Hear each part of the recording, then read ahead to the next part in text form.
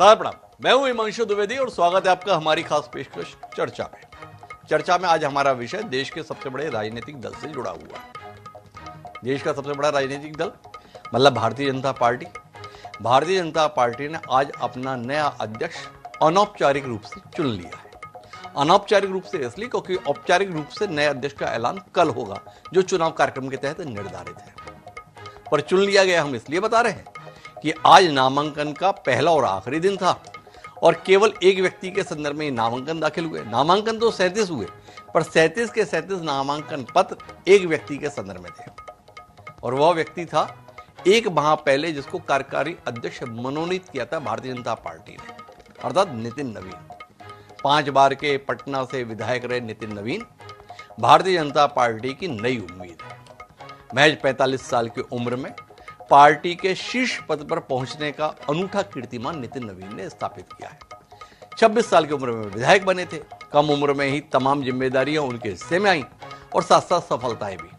सफलताओं ने उन्हें इस मुकाम तक लाकर खड़ा कर दिया। तो नितिन नवीन जो कल भारतीय जनता पार्टी के 12वें नए राष्ट्रीय अध्यक्ष होने जा रहे हैं, उनके लिए किस प्रकार की चुनौतियां हैं?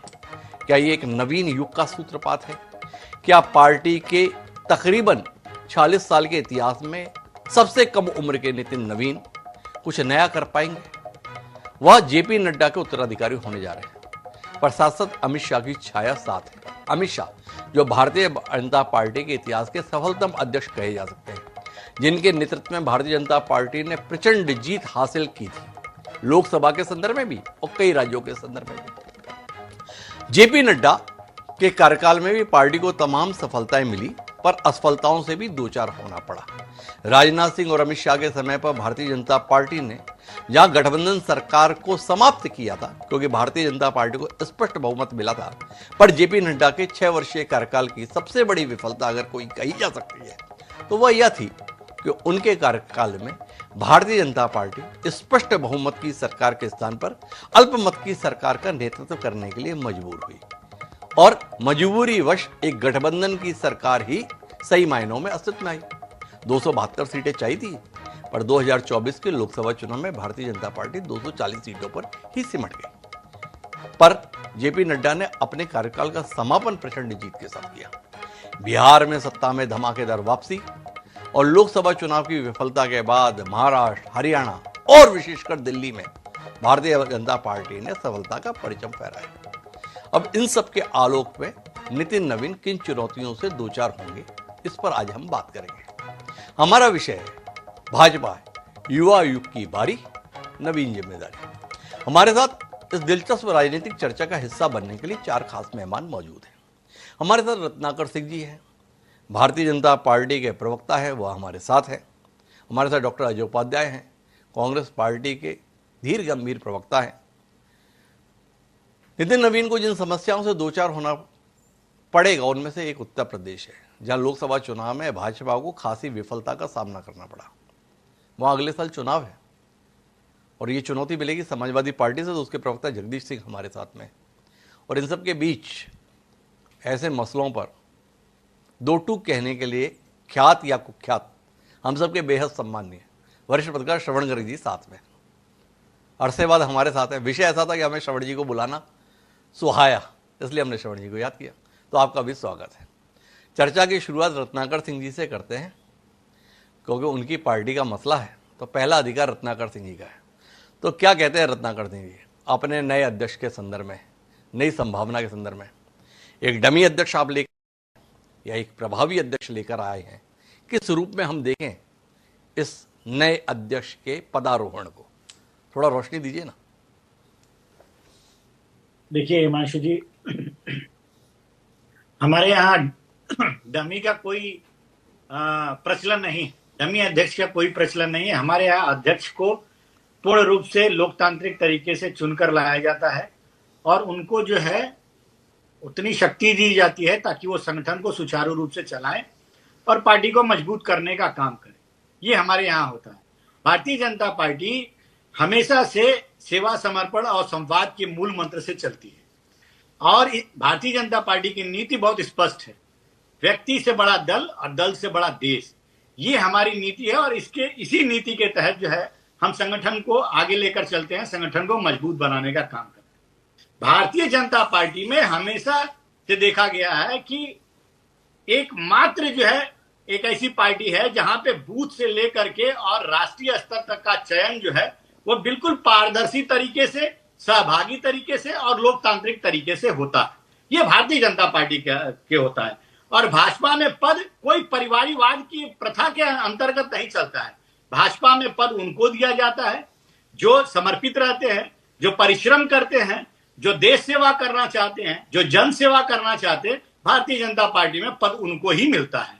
तो निश्चित रूप से ये जो पद दिया गया है, अध्यक्ष पद जो नितिन नवीन जी को, वह निश्चित रूप से एक बहुत बड़ी जिम्मेदारी है और बहुत बड़ी जिम्मेदारी के साथ बहुत बड़ी जवाबदेही भी आती है। और आगामी जो चुनाव पश्चिम बंगाल का है और उत्तर प्रदेश का है, आसाम का है, ये 3-4 राज्यों के जो चुनाव है उसमें एक बहुत बड़ी जवाबदेही भी उनकी तय होगी।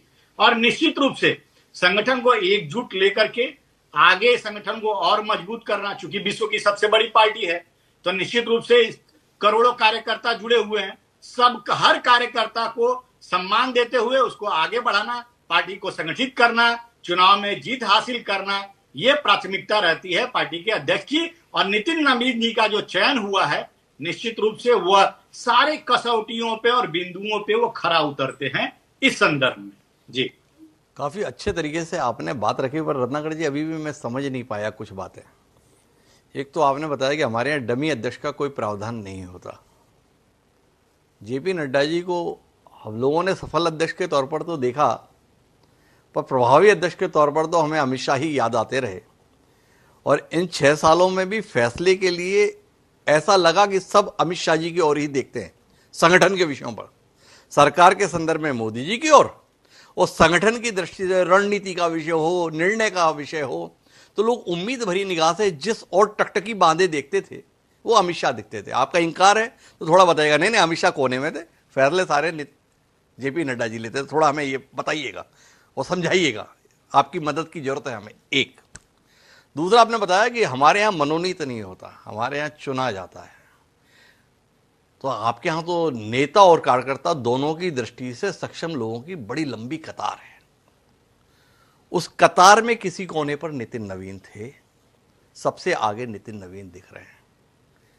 तो थोड़ा आप जैसा जब कुशाग्र प्रवक्ता साथ में है तो हमारे दर्शकों को, देशवासियों को लाभान्वित कीजिए उस चयन प्रक्रिया के संदर्भ में थोड़ा सा रोशनी देकर कि देखो कांग्रेस में मनोनीत होता है, क्योंकि हमने वहां पे तो चुनाव देखा जिसके अंदर शशि थरूर मैदान में थे, खड़गे जी मैदान में थे, राज्य राज्य जाना पड़ा, वोट मांगना पड़ा, और तब जाके कहीं मल्लिकार्जुन खड़गे हमें निर्वाचित होते हुए दिखाई दिए।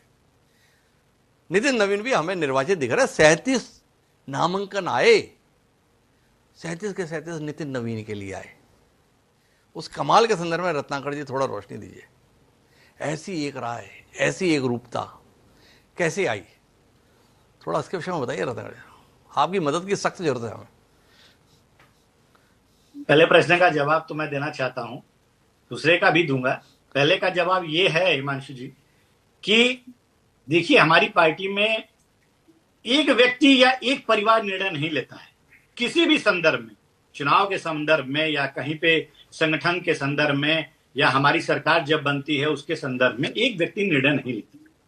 और भारतीय जनता पार्टी ने हमेशा से, आपको याद भी होगा कि प्रधानमंत्री नरेंद्र मोदी जी ने हमेशा से कहा है कि हम अपनी पार्टी में युवाओं को तरजीह देंगे और उनको आगे बढ़ाने का काम करेंगे, और 1 लाख ऐसे युवाओं को हम अपने पार्टी में लाएंगे जो आगे भविष्य के जो है नेता उभर कर आएंगे। तो निश्चित रूप से उनकी जो सोच है वो संगठन को सेकेंड लाइन लीडरशिप खड़ा करने की सोच है। और उसी के तहत आपने देखा कि युवाओं को तरजीह देने वाली यह पार्टी किस तरह से एक युवा व्यक्ति को, जिसने 5-5 बार विधायक रह चुके हैं और जिन्हें अपने कार्यकाल में एक सफल संचालन किया गया है, जो भी जिम्मेदारी, मिक्स कॉम्बिनेशन होता है, डेडली कॉम्बिनेशन होता है, तो निश्चित रूप से उससे संगठन और परिपक्व और जो है संगठित होकर के और अच्छे से परफॉर्म करता है। निश्चित रूप से हम किसी को अंडर वैल्यू नहीं करते हैं। हम जो भी निर्णय लेते हैं वो सबकी सहमति से और सबके जो संसदीय कार्य समिति है उनकी सहमति से, अध्यक्ष की सहमति से कोई भी निर्णय लिया जाता है। हमारे यहाँ परिवारवाद की कोई परंपरा नहीं है। लेकिन मैं आपको एक और उदाहरण बताना चाहता हूं कांग्रेस के बारे में। एक छोटा सा दूंगा, बहुत फेरहिस्त है मेरे पास कांग्रेस के लीडरशिप के बारे में और अध्यक्ष के बारे में। हमारे यहां, मैंने पहले ही कहा कि हमारे यहां कोई हाईकमान कल्चर नहीं चलता, लेकिन आपने देखा होगा कर्नाटक में जब मुख्यमंत्री बदलने की बातें जब हो रही थी, वो उनका आपसी मामला है, चूंकि मुख्यमंत्री बदलने की बात हो रही थी, 2.5 साल का कुछ फार्मूला ये लोग इंटरनली तय किए थे। जब पत्रकार जो ये कॉन्फ्लिक्ट जो बाहर आ गया कि नहीं भाई, मुझे ये 2.5 साल तो आपका पूरा हो गया, मुझे 2.5 साल बनने दीजिए, वो कॉन्फ्लिक्ट जो है जग जाहिर हो गया। तो एक पत्रकार ने मल्लिकार्जुन खड़गे साहब से पूछा कि भाई ये कॉन्फ्लिक्ट है, इसको आप कैसे सॉल्व करेंगे? तो खड़गे जी का बयान क्या आता है कि ये हाई कमान हमारा निर्णय लेगा। अब यहां पे अजय उपाध्याय जी बैठे हैं, ये बता दें कि कांग्रेस पार्टी में हाई कमान कौन है भाई? किसी से भी पूछा जाता है तो वो आला कमान, हाई कमान की बातें करते हैं। तो ये यहाँ पे बैठे हैं, जरा बता देंगे हाई कमान कौन है? अच्छा, एक बात है रत्नाकर जी, अजय जी से तो हम पूछ लेंगे कि हाई कमान कौन है, आप भाजपा का बता सकते हैं कि हाई कमान कौन है? खड़गे जी के बयान पर आपको आपत्ति हो गई, उन्होंने कह दिया हाई कमान कौन है। क्या आप कहने की स्थिति में कि भारतीय जनता पार्टी का हाई कमान का मतलब जगत प्रकाश नड्डा थे, JP Nadda ji high command थे? बस थोड़ा ज्ञान वृद्धि के लिए पूछ रहा हूं आपसे, अन्यथा मत लीजिएगा। हिमांशु जी देखिए, हमारे यहाँ किसी को भी हाई कमान आप नहीं कह सकते, किसी भी व्यक्ति को। हर व्यक्ति, इवन प्रधानमंत्री नरेंद्र मोदी जी जब जाते हैं तो अपने आप को भारतीय जनता पार्टी का एक आम कार्यकर्ता कह के ही संबोधित करते हैं। और इनके यहाँ क्या होता है, आपको संबोधित करते वो जाने दीजिए। क्या आप नहीं मानते कि नरेंद्र मोदी जी आपकी सर्वोच्च इकाई है, सर्वोच्च शक्ति है? नरेंद्र मोदी जी की इच्छा आपके लिए आदेश का रुख रखती है, आप उसे आदेश के तौर पर ही सम्मान देना चाहेंगे? इससे आपका इंकार है? मोदी जी कुछ भी सोचे, इससे क्या मतलब है, हम देखेंगे, ऐसा है क्या? हमें तो लगता है कि वो मोदी जी का इतना सम्मान है, इतना स्थान है कि उनकी इच्छा ही आदेश का स्वरूप ले लेती है। आपका इंकार है क्या इससे? बिल्कुल नहीं। नरेंद्र मोदी जी के नेतृत्व में, नरेंद्र मोदी जी के मार्गदर्शन में, नरेंद्र मोदी जी के विजन के अनुसार ये पूरा जो है संगठन कार्य कर रहा है। निश्चित रूप से इतना बड़ा अनुभव अगर उनके पास है, इतना अपार जनशक्ति है उनके पास, तो निश्चित रूप से उनका विजन भी बहुत बड़ा है। तो जब आप नरेंद्र मोदी जी को हाईकमान मानने के लिए तैयार है घोषित रूप से, तो फिर कांग्रेस पे इतना ऐतराज क्यों? लेकिन आपने मेरी मूल सवाल का उत्तर नहीं दिया। मैंने सवाल आपसे जो किया था उसे दोहराता, फिर डॉक्टर अजय उपाध्याय के पास जाऊंगा कि क्या नितिन नवीन को हम स्वतंत्र अध्यक्ष के तौर पर देख पाएंगे, या जैसे जेपी नड्डा जी को हमने छाया में देखा, 6 साल के कार्यकाल के बावजूद भी जहन में अध्यक्ष के तौर पर अगर जनमानस में छवि उभरती थी, पार्टी कार्यकर्ताओं के बीच छवि उभरती थी, या एक प्रतापी व्यक्तित्व उभरता था, तो वो अमित शाह जी का रहता था। सरकार के स्तर पर नरेंद्र मोदी और संगठक के तौर पर अमित शाह। तो ये जो युग परिवर्तन है, युवा पीढ़ी के हाथ में कमान देना है, क्या मानते हैं हम लोग नितिन नवीन को आने वाले समय में एक छाया अध्यक्ष के तौर पर देखेंगे या एक प्रभावी अध्यक्ष के तौर पर देखेंगे? ये सवाल है रत्नाकर जी, कुछ रोशनी देंगे? देखिए हिमांशु जी, मैं फिर वही आपका पहला स्टेटमेंट था उसी से शुरू कर देता हूं। हमारे यहाँ कोई छाया अध्यक्ष का प्रोविजन नहीं है। हमारे यहाँ व्यक्ति जो है प्रभावी तौर से, स्वतंत्र तौर से वह कार्य करता है। कोई भी जिम्मेदारी अगर उसको दी जाती है तो वह स्वच्छंद रूप से जिम्मेदारी पूर्वक जवाबदेही को एक्सेप्ट करता है। आज मुझे भारतीय जनता पार्टी ने प्रवक्ता बनाया है तो मैं स्वतंत्र हूं पार्टी लाइन पे बोलने के लिए, पार्टी के विचारों को रखने के लिए, ये मेरी स्वतंत्रता है। वैसे ही नितिन नवीन जी की भी स्वतंत्रता है। बतौर पार्टी अध्यक्ष वो संगठन में जो भी निर्णय होंगे, संगठन को जो मजबूत करेंगे, जो सरकार में सहभागिता को मजबूत करेंगे, निश्चित रूप से वो निर्णय लेने के लिए स्वच्छंद वो निर्णय लेंगे, ये कहना है। चलिए मैं डॉक्टर अजय उपाध्याय के पास आता हूँ। अजय उपाध्याय जी, आपकी पहली प्रतिक्रिया, आपके बिहार के नितिन नवीन, 45 वर्षीय नितिन नवीन 84-85 साल के मल्लिकार्जुन खड़गे के मुकाबले पैरेलल खड़े हो गए। खड़गे जी का राजनीतिक अनुभव उनकी उम्र से ज़्यादा है जो भारतीय जनता पार्टी का राष्ट्रीय अध्यक्ष चुना गया है। इस पीढ़ीगत अंतर और भारतीय जनता पार्टी के अंदर युग के इस परिवर्तन को किस दृष्टि से देख रहे हैं डॉक्टर अजय उपाध्याय? इस बात का कितना मलाल है कि लगभग हम उम्र होते हुए आप अभी तक प्रवक्ता की जिम्मेदारी संभाल रहे हैं और आपका ही एक साथी जो है इस समय देश की सबसे बड़ी राजनीतिक पार्टी का राष्ट्रीय अध्यक्ष हो गया। क्या कहते हैं डॉक्टर अजय उपाध्याय?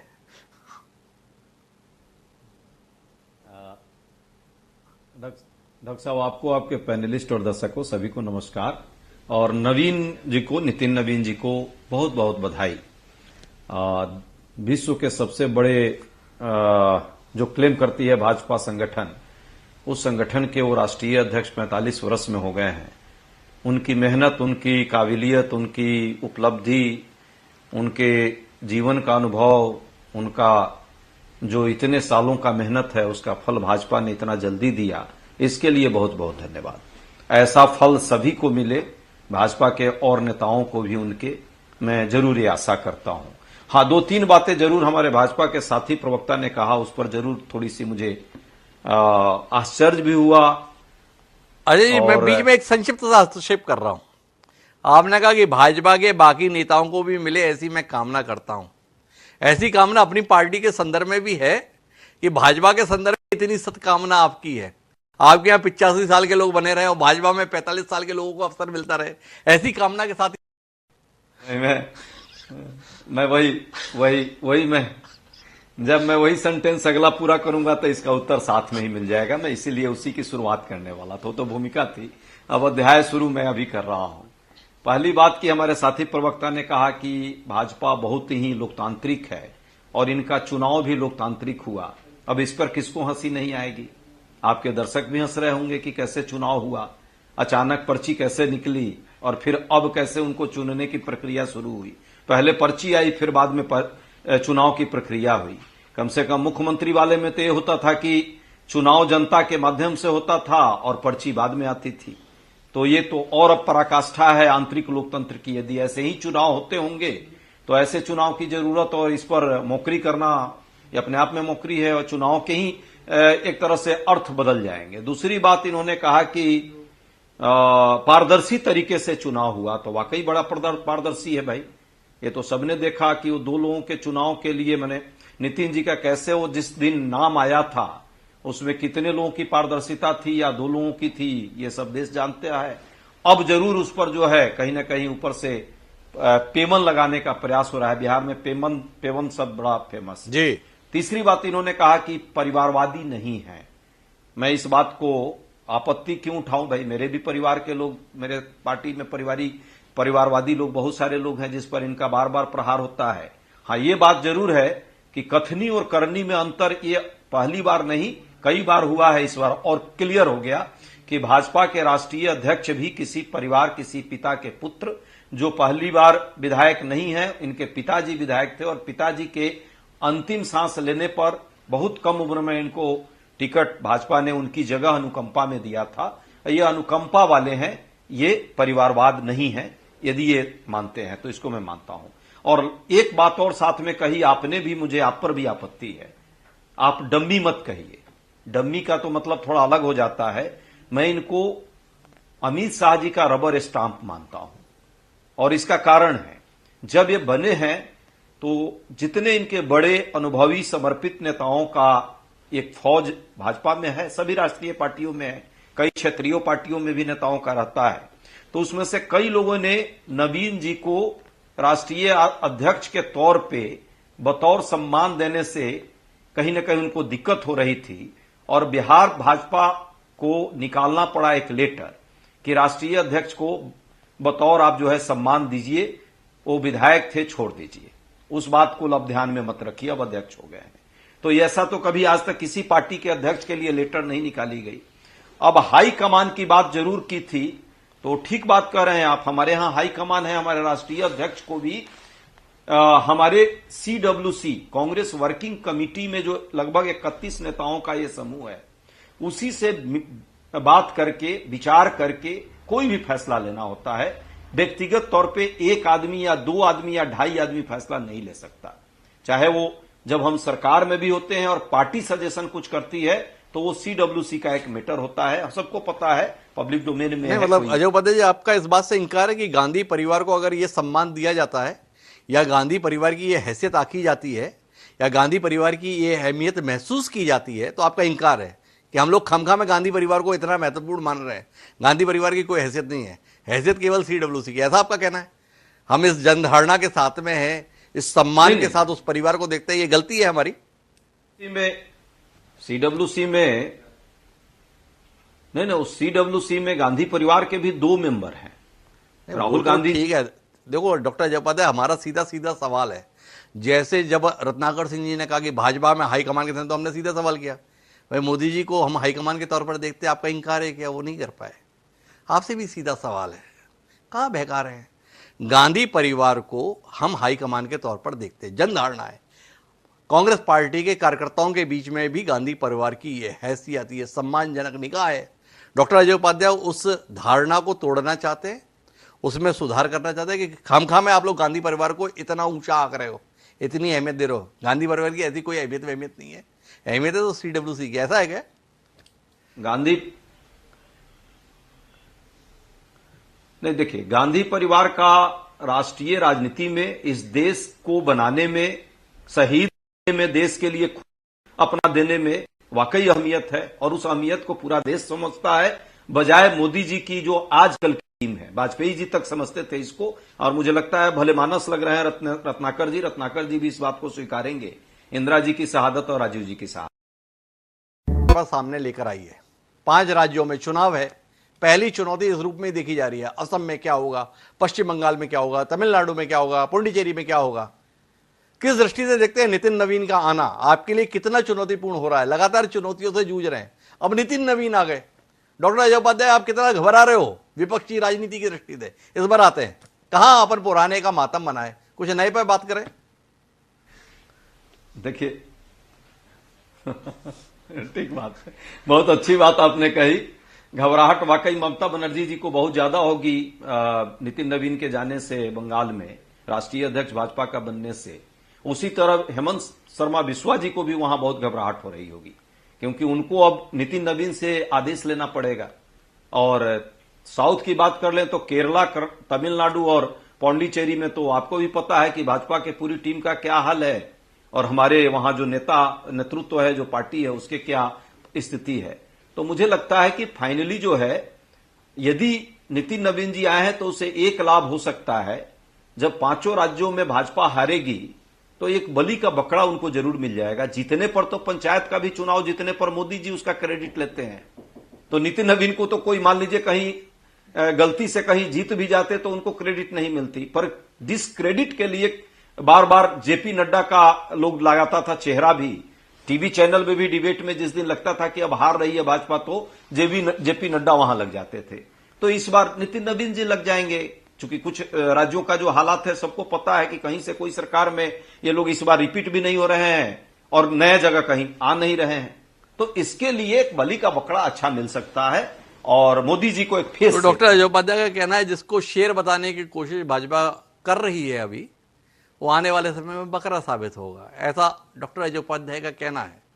मुझे आना है श्रवण जी के पास, लेकिन एक संक्षिप्त संवाद में जगदीश सिंह जी से करना चाहता हूँ, समाजवादी पार्टी के वरिष्ठ प्रवक्ता हैं। जगदीश जी क्या कहते हैं, नितिन नवीन का आना 2027 में उत्तर प्रदेश को लेकर कितनी जटिलता पैदा करेगा या कितनी सुविधा, इस पर कोई दृष्टि आपकी? मेरी प्रतिक्रिया यह है कि भारतीय जनता पार्टी का अध्यक्ष चुना गया है जी, और इससे हम समाजवादी पार्टी को कोई लेना देना नहीं है जी।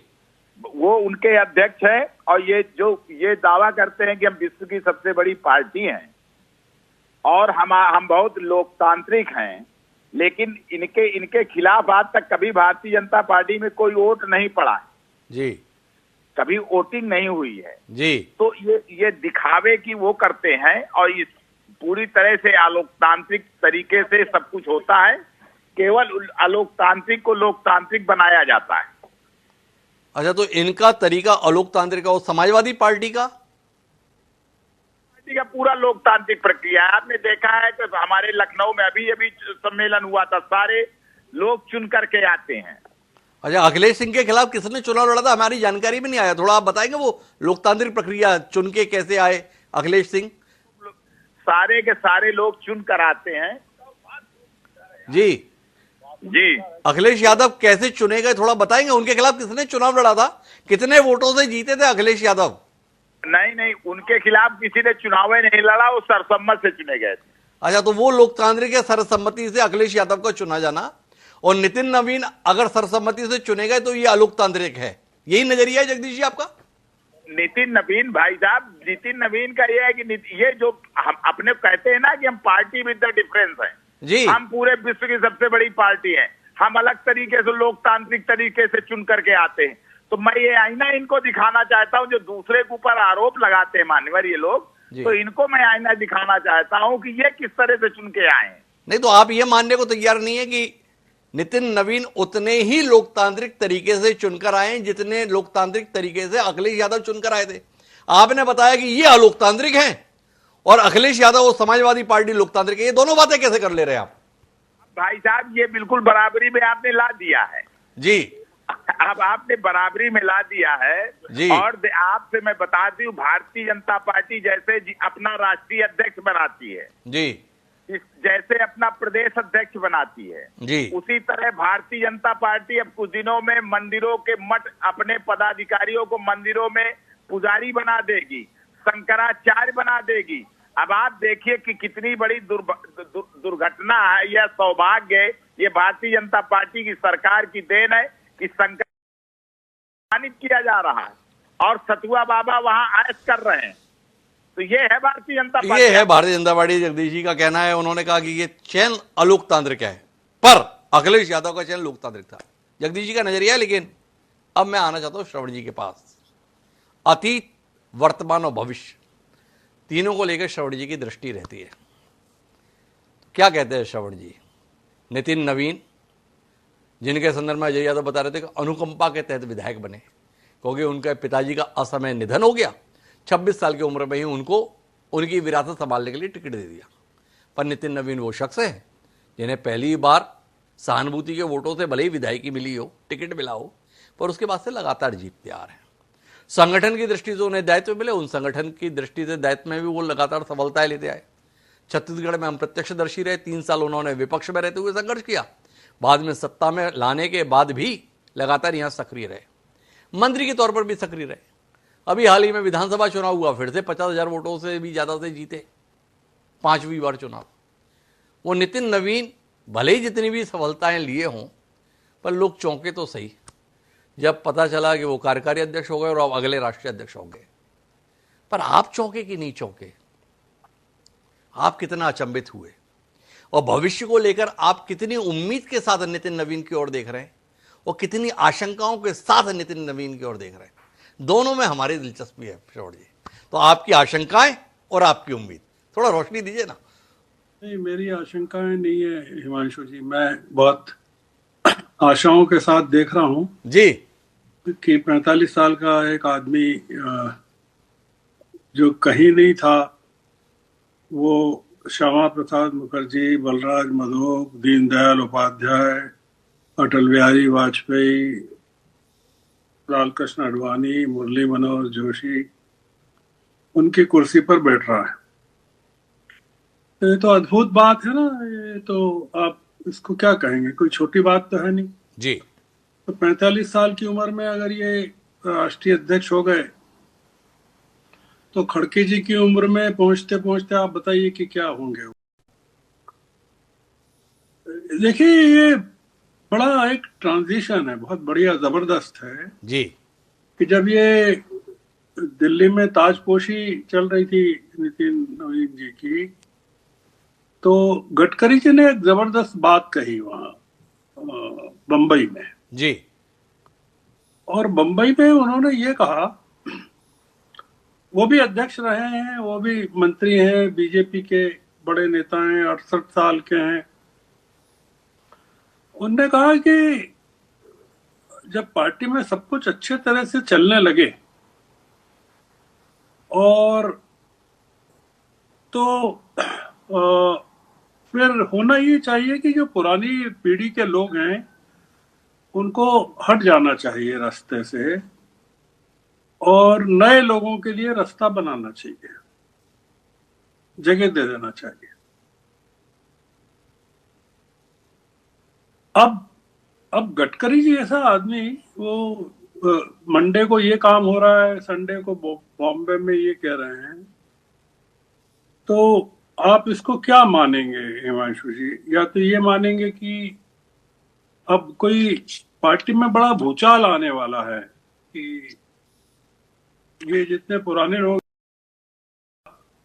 अब आप कहेंगे कि आदित्यनाथ जी अगवानी करेंगे हमारे नए अध्यक्ष की, शिवराज सिंह जी करेंगे, गडकरी जी करेंगे, राजनाथ सिंह जी को छोड़ दीजिए, वो तो प्रस्तावक थे, अमित शाह जी भी थे, प्रधानमंत्री भी थे। जो पार्टी अपने 37 राज्यों में चुनाव नहीं करवा पाई, और उसमें महत्वपूर्ण राज्य हैं, गुजरात भी है, उत्तर प्रदेश भी है, दिल्ली भी है, वहां से उसको छोड़ दें। मतलब वो 37 प्रस्ताव आते हैं, इनको प्रस्तावक होते हैं नितिन नवीन को चुनने के लिए। इसका मतलब में रत्नाकर जी जो कह रहे हैं बिल्कुल ठीक है। वो ये कह रहे हैं कि अब हमारे यहाँ वैसा ही होगा जैसा साम्यवादी दल पार्टियों में या राष्ट्रों में होता है, और वो ये कि व्यक्तियों का महत्व नहीं है, चेहरों का नहीं है, अब पार्टी प्रमुख है, मतलब पार्टी अब चेहरा है। तो ये तो बहुत बड़ा क्रांतिकारी परिवर्तन है ना, क्योंकि अभी चीन का एक डेलीगेशन आया था अपने यहाँ जी, वो संघ के लोगों से भी मिला था, बीजेपी में के हेडक्वार्टर में भी गया था, उसके तत्काल बाद ये नियुक्ति हो रही है। हाउसबोले भी मिले उनसे, अपने चीनी प्रतिनिधिमंडल से। जी, तो मेरा ऐसा मानना है हिमांशु जी कि मैं इसको एक बड़े क्रांतिकारी कदम के रूप में मानता हूं, और ये मानता हूं कि अब आप नई कार्यकारिणी जो देखेंगे इनके नेतृत्व में, वो अद्भुत होने वाली है। जी, उपाध्यक्ष, जनरल सेक्रेटरी, तमाम लोग, तो विश्व की सबसे बड़ी पार्टी है, इसके बाद तो चीन की कम्युनिस्ट पार्टी है। जी, तो ये एक परिवर्तन होना देश की सबसे बड़ी पार्टी में, और मतलब परिवारवाद को सबसे बड़ा अंगूठा दिखाया है इन्होंने। श्रवण जी, मैं अभी तक आपकी बात से ये समझ नहीं पा रहा कि आप इस परिवर्तन से आनंदित हैं या आप अशांत हैं। मतलब ये समझना जरा मुश्किल जा रहा है। क्या आप भारतीय जनता पार्टी के इस परिवर्तन को ये मान रहे हैं कि केवल ये आई वॉश है, जो सत्ता पर हावी हैं, संगठन में हावी हैं, वो बने रहेंगे, उन्होंने एक औपचारिकता पूरी कर दी, इस रूप में देखते हैं? या आप इस देख रहे हैं कि नहीं, नई पीढ़ी के लिए, गडकरी जी ने तो बोला कि नई पीढ़ी के लिए स्थान खाली होना चाहिए, यहां तो खाली करके नया व्यक्ति बिठा दिया गया, आज नया व्यक्ति ला दिया गया, 45 साल का व्यक्ति ला दिया गया, पार्टी की उम्र है उससे कम उम्र नए अध्यक्ष की है। तो कुल मिलाकर आप देख क्या रहे हैं? इसे वाकई एक पीढ़ीगत परिवर्तन के रूप में देख रहे हैं? नई भाजपा के लिए उम्मीद कर रहे हैं, नए लोगों के आने की उम्मीद कर रहे हैं, जहां एक और कांग्रेस अपने कठिन दिनों में 82-84 साल के व्यक्ति को नेतृत्व देने के लिए मजबूर हो रही है, और शशि थरूर से लेकर मनीष तिवारी तक को खारिज किए हुए है, वहीं भारतीय जनता पार्टी एक नए व्यक्ति को लेकर आई है। तो कुल मिलाकर इसे आप देख क्या रहे? थोड़ा व्यंग के स्थान पर श्रवण जी इस मौके पर खरा खरा बोले, ऐसा आग्रह है। बाकी आपकी मर्जी। क्रांतिकारी कदम मैं मानता हूं, और इनके नेतृत्व में बंगाल में और तमिलनाडु में, केरल में, असम में, क्योंकि जो चुनौतियां बताई जा रही है वो ये विधानसभा के चुनाव बताए जा रहे हैं जी, तो निश्चित रूप से ये एक बड़ा चैलेंज है इनके सामने, क्योंकि आपने भी कहा भूमिका में कि नड्डा साहब तो कर नहीं पाए, तो अब ये करके दिखाएंगे। और तो इसलिए मैं, देखिए, इसको एक मैं पॉजिटिवली यूं मानता हूं कि ये बाकी दलों के लिए भी संदेश है कि देखिए भाई, आप लोग भी अब समझ जाइए क्या हो रहा है पार्टियों में। तो भारतीय जनता पार्टी अगर ऐसा कर सकती है, देखिए हिमांशु जी, जो आप जानना चाहते हैं या सुनना चाहते हैं वो ये है कि हम भारतीय जनता पार्टी जिस मोड में जा रही है वो मोड ये है कि उसमें डेमोक्रेसी के लिए कोई जगह नहीं है और असहमति की आवाज के लिए कोई जगह नहीं है। जिस तरह से मुख्यमंत्रियों को पैराशूट से उतारा जाता है आपके छत्तीसगढ़ में, मध्य में, राजस्थान में, उड़ीसा में, उसी तरह से एक पैराशूट से एक आदमी को उतारा गया है। और इसमें नड्डा जी भी रिडंडेंट थे, उनका कोई मतलब नहीं था नड्डा जी का होने का जी। सारा काम अमित शाह जी करते थे। जैसा आपने भी कहा, रत्नाकर जी से पूछा, कहा, आपने जानना चाहा, ये पार्टी अब इतनी असुरक्षित महसूस करने लगी है अपने आप को इंटरनली। अगर आप कह रहे हैं कि 5 बार वो विधायक चुने गए और छत्तीसगढ़ में विधानसभा चुनाव जितवाया और लोकसभा तक पार्टी का नेतृत्व किया, मध्य प्रदेश में जितवाया और सबसे सीनियर लोगों में है, तो आप इस चीज को ऐसे मानिए कि ये पार्टी कुछ बहुत गजब तरीके से बदल रही है और वो उसमें कुछ क्रांतिकारी परिवर्तन हो रहे हैं। अब वो क्रांतिकारी परिवर्तन रत्नाकर सिंह बता सकते हैं। रत्नाकर सिंह बताते, तो मैं रत्नाकर जी के पास चलता हूं। देखो, युवा का आजमाना हमेशा सही हो जरूरी नहीं, आदमी अनुभव से भी सीखता है। रत्नाकर जी 2013-14 में भारतीय राष्ट्रीय कांग्रेस ने भी एक युवा को जिम्मेदारी सौंपी थी। उस समय उनकी उम्र जो है वो नितिन नवीन से भी कम थी, रत्नाकर जी, पर वो प्रयोग सफल नहीं रहा। युवा का आजमाना हमेशा सही नहीं बैठता। राहुल गांधी को पार्टी की कमान सौंपी गई थी, याद है ना रत्नाकर जी आपको, पर वो प्रयोग सफल नहीं रहा। उस प्रयोग की असफलता आपको कितनी डरा रही है? देखो, श्रवण जी ने कहा गलत तरीके से बदल रही है, एक अनुभव अतीत का है। क्या कहते हो रत्नाकर जी, ये जानकारी आपको डरा तो नहीं थी? हिमांशु जी थोड़ा समय दीजिएगा, सारे बिंदुओं पे मैं आना चाहूंगा। दोनों पॉलिटिकल जो हमारे पैनलिस्ट बैठे हैं उनके ऊपर भी और श्रवण जी के। श्रवण जी जो बात कही इन्होंने, मैं सिर्फ एक ही टिप्पणी करूंगा। बहुत कहने को बहुत सारी चीजें हैं, लेकिन ये सीनियरिटी की बात कर रहे थे और कह रहे थे कि भाई शिवराज सिंह तो ज्यादा सीनियर है, बाकी अन्य नेताओं का भी नाम ले रहे थे। देखिए, भारतीय जनता पार्टी ना सरकार में भी है और भारतीय जनता पार्टी को संगठन भी चलाना, तो निश्चित रूप से संगठन और सरकार दोनों में जो व्यक्ति जहां के लिए उचित पाया जाता है, उपयोगी पाया जाता है, उसको वह स्थान दिया जाता है। यह समझने वाली बात है। सीनियरिटी के आधार पे हम सिर्फ संगठन में उनको सर्वोच्च पद दे दें, अगर सरकार में वो योग्य व्यक्ति हैं, सरकार अच्छा चलाने लायक है, मंत्रालय अच्छा गवर्न करने लायक है, उनका अनुभव है, तो निश्चित रूप से सरकार में उनका योगदान ज्यादा महत्वपूर्ण है। ये सिर्फ मैं इनका जवाब देना चाहूंगा। अब मैं आना चाहूंगा अजय उपाध्याय जी के पास। बिंदुओं पे इन्होंने भारतीय जनता पार्टी के ऊपर कटाक्ष किया, उस पर मैं आना चाहूंगा, क्योंकि भारतीय जनता पार्टी के ऊपर कटाक्ष करने से पहले अजय जी को यह सोचना चाहिए, और ये देश की जनता भी जानती है कि कांग्रेस के लिए प्रथम परिवार अगर कोई है तो वह गांधी परिवार। परिवारवाद की बात कह रहे थे और कह रहे थे कि उनके पिताजी भी विधायक थे और फिर उसके बाद वो चुनाव लड़े और जीत गए, तो इस तरह का परिवारवाद का ये डेफिनेशन दे रहे थे, लेकिन ये है नहीं। अमित शाह जी ने भी संसद में बहुत बढ़िया परिवारवाद का डेफिनेशन इन्हीं लोगों के लिए दिया। परिवारवाद का मतलब ये नहीं कि विधायक का बेटा जो है विधायक होता है, सांसद का बेटा सांसद होता है। परिवारवाद का मतलब ये होता है कि आप अगर पार्टी के सर्वे सर्वा हैं, आप पार्टी के अध्यक्ष हैं, और जब पार्टी का आपका कार्यकाल खत्म होता है उसके बाद भी आप ही के परिवार से कोई अध्यक्ष बनता है, और उसके कार्यकाल खत्म होने के बाद भी आप ही के कार्यकाल से कोई अध्यक्ष बनता है, और उसके भी कार्यकाल के खत्म होने के बाद भी आप ही का परिवार का कोई अध्यक्ष बनता है, इसको कहते हैं परिवारवाद। और जो देश की जनता जानती है कि कांग्रेस परिवार, गांधी परिवार कांग्रेस के लिए प्रथम परिवार है।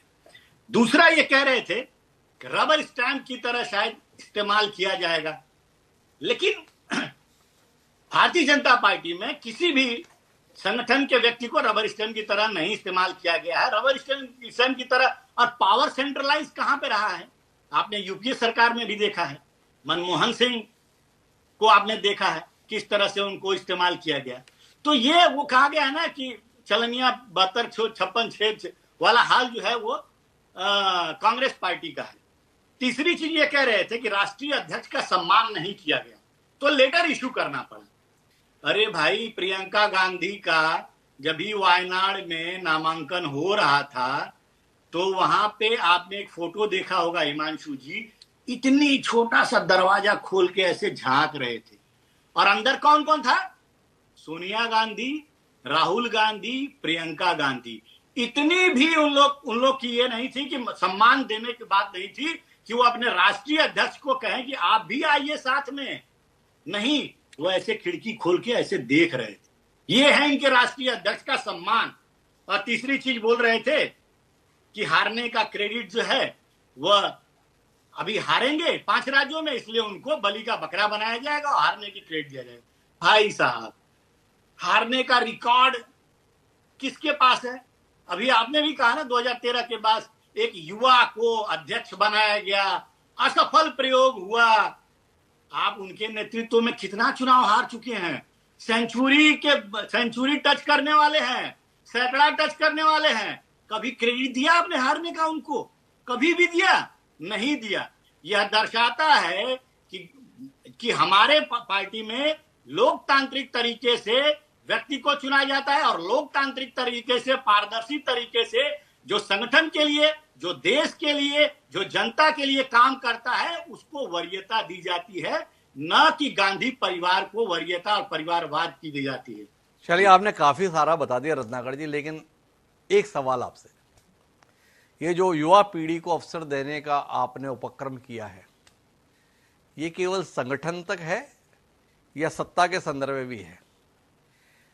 क्या सत्ता में भी अब जितने भी स्थापित और वरिष्ठ चेहरे हैं उनका भी समय पूरा होने जा रहा है, या केवल ये परिवर्तन आपने संगठन के संदर्भ में रखा है? दरी बिछवाने, कुर्सी लगवाने, शामियाने लगवाने, भीड़ जुटाने, वोट दिलाने, और जब सत्ता है तो सारे वरिष्ठ लोगों का जम जाने। तो थोड़ा आप इसमें भी बताइए, ये परिवर्तन अब क्या सत्ता में भी देखने को मिलेगा? सत्ता के स्थापित चेहरों में भी अब नए लोग देखने को मिलेंगे, या नहीं अभी तो संगठन पे ही आप थोड़ा सा ठहरो, सत्ता का आगे देखेंगे? हिमांशु जी, देखिए, मैं आपको बोलता हूं जी, मेरा बड़ा अनुभव कांग्रेस पार्टी में रहा है, बहुत लंबा अनुभव रहा है, और मेरा अनुभव भारतीय जनता पार्टी में भी रहा जी। और भारतीय जनता पार्टी में युवाओं को कितना तवज्जो दिया जाता है, उसको अहमियत दी जाती है, उसकी क्षमता के अनुसार उसको जिम्मेदारी दी जाती है, यह भारतीय जनता पार्टी में मैंने देखा है। कांग्रेस में आप लाख काबिल रहेंगे, लाख योग्य रहेंगे, लेकिन जब तक आप गांधी परिवार के करीब नहीं हैं, आपको कोई पद, कोई सम्मान नहीं मिलने वाला है। रही बात युवाओं की, तो मैं आपको बता दूं, भारतीय जनता पार्टी में, मैंने पहले भी आपने प्रश्न किया था, उसमें बताया कि युवा का एनर्जी, ऊर्जा, और वरिष्ठ का अनुभव, ये दोनों का मिक्स जो है वह भारतीय जनता पार्टी का संगठन है। जहां पे एनर्जी की जरूरत पड़ती है, सड़क पे हो, तुरंत युवा आएंगे वहां पे। संगठन में कार्य करने की बात हो, युवा आएंगे। जहां पे अनुभव की बात हो, युवा अपने वरिष्ठों से अनुभव लेकर के रास्ता तय करते हैं। तो ये कॉम्बिनेशन जो है भारतीय जनता पार्टी में है, और ये कॉम्बिनेशन देखिए। और दूसरी बात भी मैं कहूंगा कि नरेंद्र मोदी जी ने कहा है 1 लाख युवाओं को जो है हम भविष्य का नेता बनाएंगे, और हम नए लोगों की पौध एक बना रहे हैं, second line leadership, third line leadership. ये अरे एक बात बताओ रत्नाकर जी, आप अपनी पार्टी के नेताओं से इतने आजिज क्यों आ गए हो? आपको अपनी पार्टी के स्थापित नेता इतने बुरी तरीके से क्यों खल रहे हैं? आप अपनी पार्टी के स्थापित नेताओं से इतने परेशान क्यों हो गए हो? पहले तो कांग्रेस या अन्य पार्टियों से ले लेके नेता आके बिठा रहे थे, अब बोले कि 1 लाख हम जो है नए लेकर आएंगे। पुराने वाले अभी तक रिटायर होने की स्थिति में आए नहीं, फिर भी आप उन्हें जो है डब्बे में बंद करते जा रहे हो और नए नए लाने की बात करो। ये अपने नेताओं से इतने नाराज क्यों हो भाई? आप ये तो समझाओ हमें। कौन नाराज है ये बताइए, किस नेता से हम लोग नाराज हैं? अरे किससे नाराज नहीं हो? वसुंधरा से तो आप नाराज दिखते हो, हर अजय व्यक्ति- चंद्राकर हमारे यहाँ तो नाराज, अमर अग्रवाल से तो नाराज, ब्रजमोहन अग्रवाल से तो नाराज, मध्य प्रदेश के संदर्भ में बात करो गोपाल भार्गव से तो नाराज। मतलब फेरिस्त कितनी लंबी गिनाए आपको, किस किस नेता की पीड़ा के साथ आपको खड़ा करें अपनी पार्टी के। देखिए, भारतीय जनता पार्टी में नाराजगी कोई व्यक्तिगत नहीं होती है। अगर कहीं संगठन के रूप में कि हमारे यहाँ भारतीय जनता पार्टी में व्यक्ति से बड़ा जो होता है वह दल होता है, और दल अरे से बड़ा सूत्रों की बात करना बंद करो, व्यवहार हम भी देख रहे हैं रत्नाकर सिंह जी। ये बातें तब अच्छी लगती थी जब आप विपक्ष की राजनीति करते थे। अभी व्यक्ति कितना महत्वपूर्ण होता है दूसरे दल से लेकर आते हो, सर पे चढ़ा लेते हो, फिर जाके बताते हो कि दल महत्वपूर्ण है, देश महत्वपूर्ण है, किस किस नेताओं को बिठा के ना रखे हो। अभी मेरा जो सवाल है उसका उत्तर दीजिए। मेरा सवाल आपसे यह है कि भाई आपको अपनी पार्टी के स्थापित नेता इतने क्यों खल रहे हैं? उनकी अभी मानसिक रूप से भी शक्ति खत्म नहीं हुई, शारीरिक रूप से भी खत्म नहीं हुई, पर राजनीतिक शक्ति खत्म होते हुए दिख रही है। इस पर थोड़ा सा बता सकते हो क्या आप? देखिए हिमांशु जी, हमारी पार्टी में निरंतर जो है पार्टी विस्तार का कार्यक्रम चलता है, और दूसरे पार्टी के लोग अगर हमारी पार्टी के विचारधारा से सहमति हैं, नरेंद्र मोदी जी के विकसित भारत की संकल्पना को साकार करने में अपनी सहभागिता को सुनिश्चित करना चाहेंगे, हम उनका हृदय से स्वागत करेंगे। और मैं अपने नेताओं से आगे जाकर दूसरे नेताओं के लिए कालीन बिछाते रहेंगे। डॉक्टर अजय उपाध्याय मेरे साथ में है। अजय जी, अमित शाह जी का दौर रहा हो या जेपी नड्डा का दौर रहा हो, दूसरी पार्टी से नेताओं को बड़ी तवज्जो मिली भाजपा में। नितिन नवीन के आने से ये डर कम होगा या और बढ़ेगा आप लोगों का? पहले ही अपने नेताओं को संभालना मुश्किल हो रहा है। जिनको 2 बार 3 बार 4 बार मुख्यमंत्री बनाते हो वो भी भाजपा में दौड़कर चला जाता है। क्या कहते हो? नितिन नवीन के आने के बाद में लगाम लगेगी। मोदी जी ने कहा 1 लाख नए युवाओं को नेता बनाएंगे, तो अब नए बनाएंगे तो आपके यहाँ के लोगों को आपके पास ही रहने देंगे। क्या कहते हो अजय जी? राहत का समय आ गया है। मोदी जी तो बनाने में माहिर है, पर नेता कितना बनाएंगे युवाओं को मुझे नहीं पता। युवाओं को जो रोजगार देना है उस पर वो प्रश्न लगा रहे हैं, उन्हें बना रहे हैं। पेपर लीक हो रहा है, युवाओं के भविष्य के साथ खिलवाड़, उसके भविष्य को बनाने का काम होना चाहिए, पर युवाओं को बना रहे हैं, पूरा देश देख रहा है। जहां तक प्रश्न आपने किया कि नवीन जी के आने के बाद क्या नवीनता आएगी और कांग्रेस को कितना डर लग रहा है, वाकई बहुत डर लग रहा है हम लोगों को। वाकई बहुत चिंतित हैं हम लोग, बहुत परेशान हैं। नवीन जी की इतनी बड़ी पॉपुलैरिटी पूरे भारत में है, वो हमको तो लगता है कि अमित शाह जी और मोदी जी को भी डर लग रहा होगा। क्योंकि एक बात जो आपने अभी रखी कि नितिन गडकरी ने कहा कि अब युवा अब छोड़ दो मंच और युवाओं को आने दो आगे, तो पता चला मोदी जी अब कुछ दिन बाद कहीं उसी रास्ते पर आगे बढ़ के जेएनजी वाले एंगल में वो भी अपना पद न छोड़ दें। वो भी 75 प्लस हो गए हैं, क्योंकि युवाओं की बात हो रही है भाजपा में सबसे ज्यादा। और इसी तरह नितिन नवीन की तरह ही कोई नया आदमी आए जो देश का प्रधानमंत्री बने, बड़ी खुशी होगी, ये देना चाहिए।